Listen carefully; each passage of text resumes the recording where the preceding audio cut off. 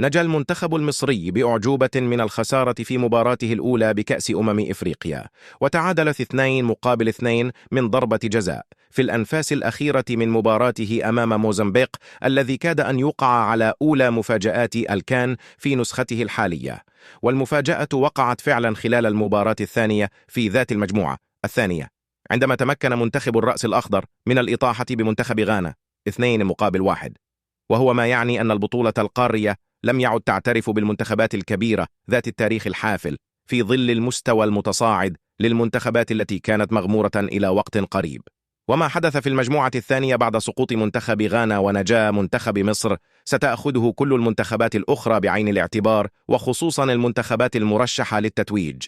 وهو ما يعني أن أسود الأطلس لن يكونوا بمنأى عما وقع في هذه المجموعة، وستكون نتيجة المباراتين درس بليغ لهم ولباقي المنتخبات المرشحة لأن يكون لهم حضور قوي ووازن في البطولة.